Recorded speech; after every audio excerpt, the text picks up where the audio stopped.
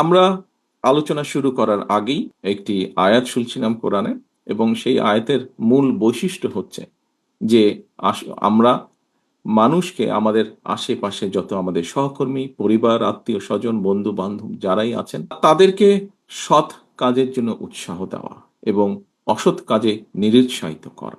প্রিয় উপস্থিতিবৃন্দ, আমরা যদি করতে সক্ষম হই তাহলে আমরা আমাদের যে প্রত্যাশিত সমাজ, আমাদের যে প্রত্যাশিত দেশ, এরকম একটি সমাজ এবং দেশ ধীরে ধীরে পর্যায়ক্রমিকভাবে গড়ে তুলতে সক্ষম হব।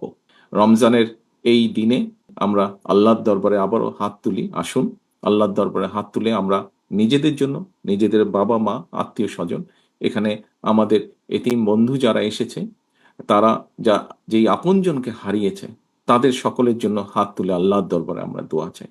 আল্লাহর দরবারে আমরা দোয়া চাই আমাদের এই যে প্রিয় মাতৃভূমি, যেটি আমাদের প্রথম এবং যেটি আমাদের শেষ ঠিকানা, সেই মাতৃভূমিকে যেন আল্লাহ একটি রহমত দেন, যে রহমতের কারণে আমরা প্রতিটা মানুষ, এই দেশের প্রতিটা মানুষ যাতে শান্তিতে আমরা থাকতে পারি, সেই রহমত যাতে আল্লাহ দেন, সেই তার জন্য আমরা আল্লাহর দরবারে হাত তুলে দোয়া চাই।